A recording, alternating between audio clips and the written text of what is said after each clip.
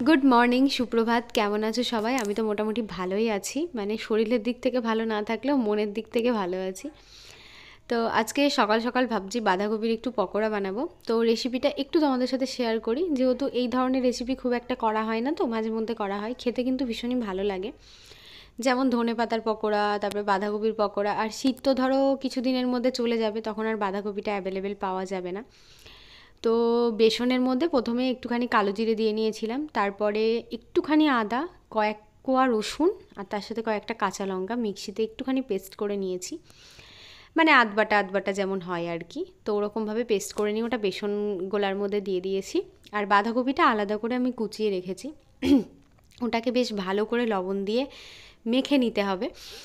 বাঁধাকপির সঙ্গে যদি তুমি সেম টু সেম ধনেপাতা দাও তাহলেও ভালো লাগবে। অনেক সময় দেখবে অনেকে গাছ গাছ ধনেপাতা, মানে অনেক দোকানের ক্ষেত্রে দেখা যায় একদম বেসনের গোলাতে গাছ গাছ ধনেপাতা অনেক কটা করে একসাথে নিয়ে পকোড়া ভাজে, বেশ মানে ক্রিস্পি হয়, খেতেও খুব ভালো লাগে, খারাপ লাগে না।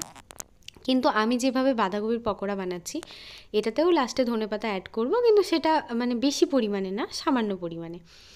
তো কেমন করে করছি তোমরা দেখো, বাড়িতে একদিন ট্রাই করে দেখতে পারো, ভীষণই ভালো লাগে। আমার তো খেতে খুবই ভালো লাগে, কিন্তু তেলে ভাজাটা আমি একটু কম খাওয়ার চেষ্টা করি। একমাত্র এটা ঘরের ভাজা বলেই খাচ্ছি, কারণ ঘরের ভাজা তো মানে অনেকটা পুরনো তেল হয় না, নতুন তেল দিয়েই করব। আর এটা যদি দোকানের আমি খাই তাহলে তো পুরো একদম অ্যাসিডিটি হয়ে যাবে, মানে কেউ ঠেকাতে পারবে না। নিজের ভালোটা সবসময় নিজেকেই বুঝতে হবে। তো ভালো করে বাঁধাকপিটাকে একটু মেখে নিয়েছি।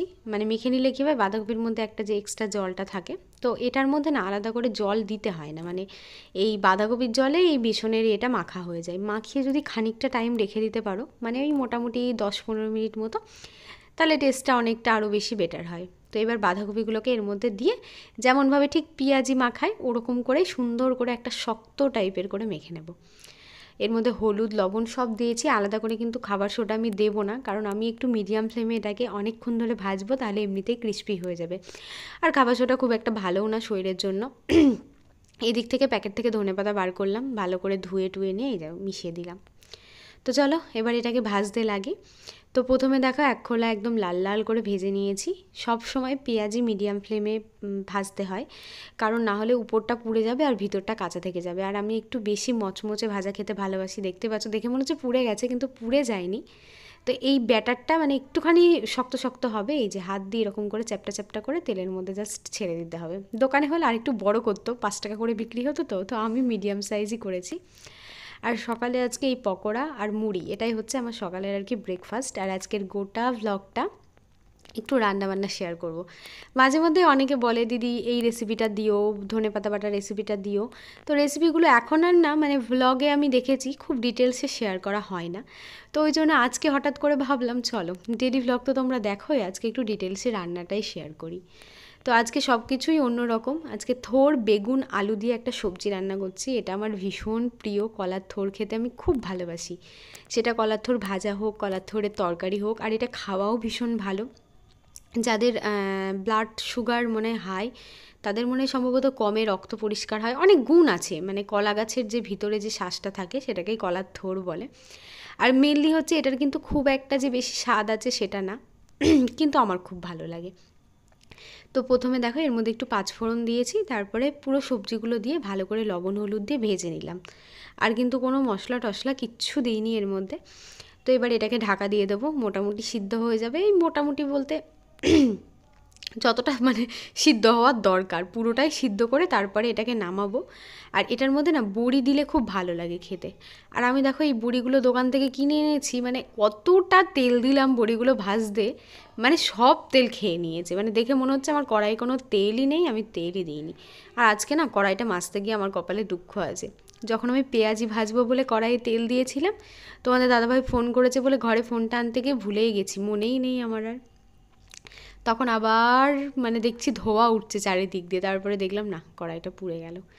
তো ভাবলাম চলো পুড়ে যেখানে গেছে আজকে রান্নাবান্নাটা করে নিয়েই এর ব্যবস্থা করতে হবে, কারণ কড়াইটা যদি অপরিষ্কার থাকে না আমার রান্নার সময় একদমই ভালো লাগে না।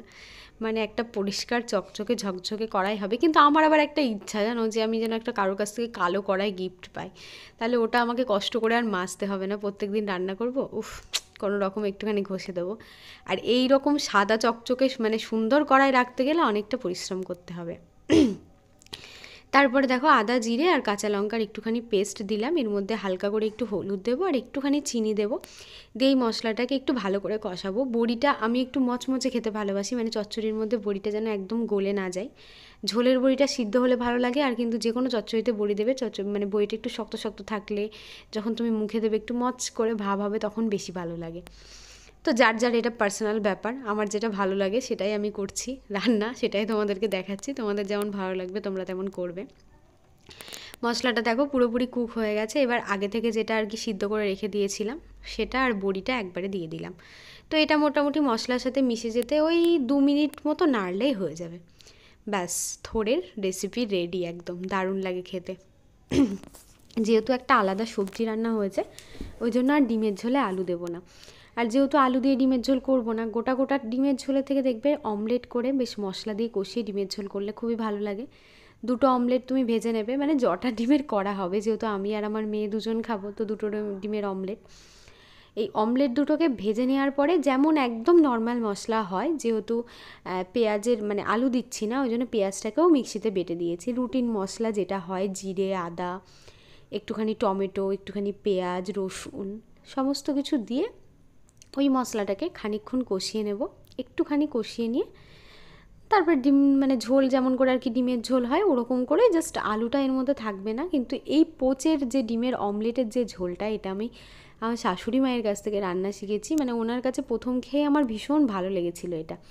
তো তারপর থেকে খুব মাঝে মধ্যে এই রান্নাটা করা হতো আর কি। রান্না সমস্ত কিছু কমপ্লিট হয়ে গেছে, এখনো ত্রিধা আসেনি, আসার সময় হয়ে গেছে। টোটোতে ওর বাবা নিয়ে আসলে একটু তাড়াতাড়ি চলে আসে, 2:10 ছুটি হয়, ওই 2:15 কি 17 হতে হতে ঢুকে যায়। আর টোটোতে আসলে না ওই মোটামুটি কোনোদিন 2:25-এও পৌঁছায়, কোনোদিন 2:35-এ পৌঁছায়। তো রান্না হয়ে গেছে, এখন ডোডো বাবুকে খেতে দেবো। ডোডো খাবি না? এই ডোডো, দিদি আসছে? হ্যাঁ নিশ্চয়ই দিদাকে দেখেছে, দেখেছে, ওর কেমন নজর দেখেছে যে দিদা আসছে। তো ডোডোকে খেতে দিয়ে দিই। আজকে তো নিরামিষ রান্নাবান্না হয়েছে, তো ডোডোকে আমুল দুধ দিয়ে ভাত দেবো। আমুল দুধ দিয়ে ভাত খেতে খুব ভালোবাসে। আজকে ভেবেছিলাম মাছ আনতে যাবো, কিন্তু সকাল থেকে শরীরটা খারাপ করছিল, দিয়ে আর মাছ আনতে যাওয়া হয়নি। আমুল দুধ দিয়ে ভাত দিলে না ডোডো খুব ভালোভাবে ভাতটা খেয়ে নেয়, একদম পছন্দ করে। তাছাড়া অন্য কোনো তরকারি সবজি ও কিছুই খায় না, মাংস না হলে দই আর না হলে আমুল দুধ কিংবা মাছের কাটাকুটো দিয়ে মেখে দিলেও খেয়ে নেয়, কোনো প্রবলেম হয় না। অনেকেই মনে করে হয়তো ডোডো আমাদের কুকুর, কিন্তু ডোডো আমাদের কুকুর না। যারা আমার ডেইলি ব্লগ দেখে তারা জানে, এবার যারা হয়তো মাঝে মধ্যে দেখে তারা অনেকেই জানে না। ফেসবুকে অনেকেই এসে কমেন্ট করে যে ডোডোকে কবে নিলে, ডোডোকে কি খেতে দাও। তো ডোডো আমাদের বাড়িতে তখনই খায় যখন দিদিভাইরা থাকে না, একটু অল্প করে ভাত দিয়েছি, এই কটা খেলে আবার দেবো, নাহলে নষ্ট করবে। তো ধরো দিদিরা যখন থাকে না তখনই ডোডো আমার কাছে খায়। তাছাড়া কিন্তু যদি আমি মাংস টাংস রান্না করি কিংবা মাছ টাছ রান্না করি, তো সেদিন স্পেশালি ডোডোকে আলাদা করে নিমন্ত্রণ করা হয়, তো সেই দিনই আমার কাছে খায়। তাছাড়া দিদিদের কাছেই খায়। হয়তো কোনো দিন দিদি দুপুরে ভাত রান্না করলো না, হয়তো সকালে ভাত ছিল, তো সেদিন ডোডোকে খেতে দিই। তাছাড়া কিন্তু পার্মানেন্ট মানে দিদিদেরই কুকুর, দিদিদের কাছেই থাকে, কিন্তু আমাদের কাছে মানে আমাদের কাছে বেশি থাকে আর কি। আমুল দুধ দিয়ে ভাত খাচ্ছে, তাহলে বুঝতে পারছো এই আবার কেমন ধরনের কুকুর। ডোডো কিন্তু আমাদের ভীষণ চালাক।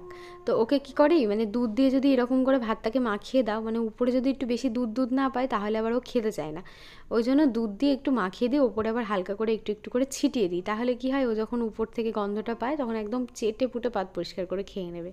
মানে ও তো এক চালাক আছেই, তার থেকে বেশি চালাক আমি। আর এদিকে তিধা আসছে, ডোডো দেখেই বুঝতে পেরেছে। তো চলো তিধাকে একটু এগিয়ে নিয়ে আসি। তোকে দেখে ডোডো কেমন চেঁচাচ্ছে দেখ, তোকে দেখে ওইটা চিনতে পেরেছে, ওই দেখ তোকে ডাকছে, তাড়াতাড়ি চলে আয়। গরুগুলোর সাথে কথা বলতে মানা করছে, বলছে ওদের সাথে কথা বলবি না, তাড়াতাড়ি চলে আয়, আমার কাছে চলে আয়, তাই বলছে। হ্যাঁ, এই গরুগুলোর সাথে যদি তুই বন্ধুত্ব করে নিস তাই ও সহ্য করতে পারছে না, ওই জন্য তোকে তাড়াতাড়ি ডাকছে। কালকে খেতে দিয়েছিস না, ওই জন্য তোর উপরে রেগে গেছে। ওই দেখছে, দেখ। ওরে বাবরে বাবা, হ্যাঁ হ্যাঁ হ্যাঁ দেখ, হ্যাঁ সবসময় কেন তোরা আমার ভালোবাসাতে ভাগ বসাতে আসবি? হ্যাঁ হ্যাঁ, আচ্ছা ঠিক আছে তুমি খেয়েছো বাপরে দিদি চলে এসছে, আর চাচাতে হবে না, নাও হয়েছে হয়েছে হয়েছে হয়েছে, হ্যাঁ হ্যাঁ তোকে বকছে, তুই ওর সাথে তুই কেন বন্ধুত্ব করতে যাচ্ছিলি? হ্যাঁ বল, এবার বল ওকে বল। হ্যাঁ হ্যাঁ হ্যাঁ, কেন কেন কিসের জন্য বল, উত্তর দে আগে। ওর সাথে একটু ঝগড়া করে আসুক, তারপরে আদর হচ্ছে, এখন ঝগড়াঝাটি করে এসে এখন একটু ঢং হচ্ছে। বাবা বাবা সত্যি। আমরাও কিন্তু দুপুরের ভাত নিয়ে বসে পড়েছি, মা মেয়ে একসাথেই খাই প্রত্যেক দিন, একা একা খেতে একদমই ভালো লাগে না। তো আজকে একদম সিম্পল রেসিপি, ভেবেছিলাম আজকে মাছ পাবো কিন্তু দুর্ভাগ্যবশত মাছ আর আসেনি, তো ওই জন্য আর কি ডিম দিয়েই চালিয়ে দিলাম। যারা যারা থোড়ের এই রেসিপিটা খাওনি, বেগুন আলু আর থোড় দিয়ে বাড়িতে একবার হলেও রান্না করে দেখো, খুব ভালো লাগে খেতে, মানে একদম সিম্পল রান্নাটা কিন্তু খুব ভালো লাগে। হালকা একটু মিষ্টি দেবে এই তরকারিটায়, তাই বলে খুব মিষ্টি না, আমি কিন্তু মিষ্টি দেওয়া তরকারি একদমই পছন্দ করি না, কিন্তু কিছু কিছু জিনিস আছে যেগুলোতে দেখবে একটু মিষ্টি না দিলে ভালো লাগে না ঠিকঠাকভাবে। তো ঠিক তেমনই দুপুরের খাওয়া দাওয়া করে একটুখানি ঘুম দিয়েছিলাম, আর আজকে হঠাৎ করে নিজের স্কিনটাকে একটু যত্ন করতে ইচ্ছা করলো। তো প্রথমে স্কিনটাকে স্ক্রাব করে নিলাম, আর এই যে আমার এই ভ্রিউতের যে গোল্ডেন গ্লোটা আছে, তো এটা প্রায় এক্সপায়ারি ডেট হয়ে যাচ্ছে, মানে আমার প্রোডাক্টগুলো আস্তে আস্তে অনেক পুরনো প্রোডাক্ট আছে যেগুলো আর কোনোটার 2 মাস কোনোটার 3 মাস। তো ওই যে মায়া টাকা দিয়ে কিনেছি, এখন তার না মেখে উপায় নেই, আর কিছু করা যায় না, মানে বহুদিন হলো কোনো স্কিন কেয়ার করি না, নিজের প্রতি কোনো যত্ন করি না। মানে কেমন হয়ে যাচ্ছে দিন দিন। আজকে একটু হঠাৎ করে মাথায় ভূত চাপলো। যাই হোক, শীতকাল বলে স্কিন কেয়ারটা করা হয় না। আমার মতো কুড়ে কে কে আছো অবশ্যই কমেন্টে বলো, শীত পড়লে এরকম কুড়ে হয়ে যাও। সত্যি কথা বলতে ফর্সা হওয়ার জন্য না, মানে স্কিন কেয়ারটা করার অনেক রকম কারণ আছে, আমরা অনেকেই গাফিলতির জন্য করি না। একটু রাত্রে সপ্তাহে 2 দিন করে একটু স্ক্রাবার দিয়ে টোনার দিয়ে ময়েশ্চারাইজার দিলে না স্কিনটাও অনেক সফট থাকে, আর শীতে বিশেষ করে বেশি স্কিনের যত্ন করতে হয়, কিন্তু আমরা শীতেতেই স্কিনের যত্ন করি না।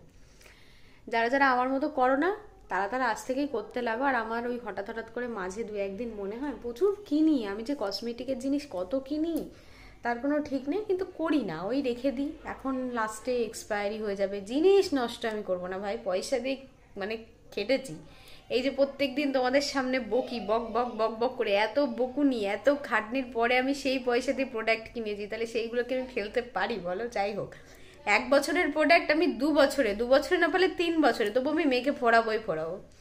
তো যাই হোক, আজকের মানে ব্লগটা এখানেই শেষ করছি। সবাই খুব ভালো থেকো, সুস্থ থেকো, সাবধানে থেকো, দেখা হবে নেক্সট একটা ব্লগে।